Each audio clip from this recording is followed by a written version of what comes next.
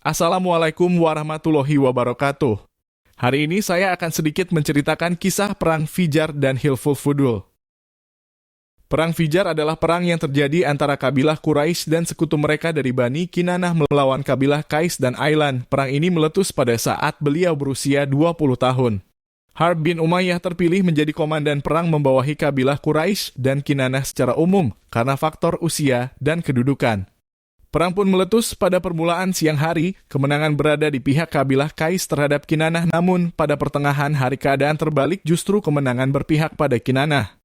Perang ini dinamakan Perang Fijar karena dinodainya kesucian Syahrul Haram pada bulan tersebut. Dalam perang ini Rasulullah Shallallahu Alaihi Wasallam ikut serta dan membantu paman-pamannya menyediakan anak panah buat mereka. Setelah Perang Fijar usai, diadakanlah perdamaian yang dikenal dengan istilah Hilful Fudul, disepakati pada bulan Zulqa'dah yang termasuk bulan haram di rumah Abdullah bin Judan At-Taimi. Semua kabilah dari suku Quraisy ikut dalam perjanjian tersebut. Di antara isinya adalah kesepakatan dan upaya untuk selalu membela siapa saja yang dizalimi dari penduduk Mekah. Dan mereka akan menghukum orang yang berbuat zalim sampai dia mengembalikan hak-haknya. Penyebab terjadinya perjanjian Hilful Fudul adalah karena seorang dari kabilah Zabid di Yaman telah datang ke Mekah bersama barang dagangannya. Ia menjualnya kepada seorang bernama Al-As bin Wa'il As-Sahmi. Namun Al-As enggan membayar. Akhirnya dilaporkanlah hal itu pada tokoh-tokoh Quraisy, namun tidak ada yang mau menolong pedagang tadi. Kemudian ia naik ke gunung Abi Kubais, sementara tokoh Quraisy masih berkumpul di tempat mereka selalu berkumpul. Dia berteriak supaya haknya yang terzalimi dikembalikan. Akhirnya bangkitlah Az-Zubair bin Abdul Muthalib, lantas ia berkata, orang seperti itu tidak mungkin dibiarkan terzalimi.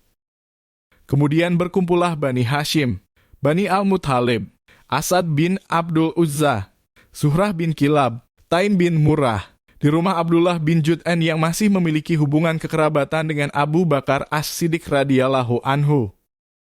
Mereka bersumpah dan berjanji atas nama Allah untuk bersatu padu bersama orang yang dianiaya tadi hingga haknya dikembalikan.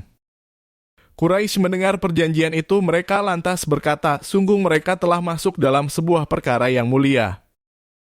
Mereka akhirnya menemui Al-As bin Wa'il, kemudian mengambil dengan paksa harta Az-Zabidi, kemudian mengembalikannya kepada pemiliknya.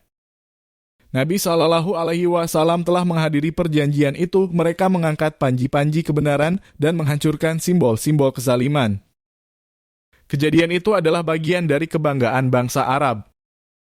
Dari Abdullah bin Auf radhiyallahu anhu, Rasulullah Shallallahu Alaihi Wasallam pernah bersabda, aku menghadiri sebuah perjanjian di rumah Abdullah bin Judan. Tidaklah ada yang melebihi kecintaanku pada unta merah kecuali perjanjian ini. Andai aku diajak untuk menyepakati perjanjian ini di masa Islam, aku pun akan mendatanginya.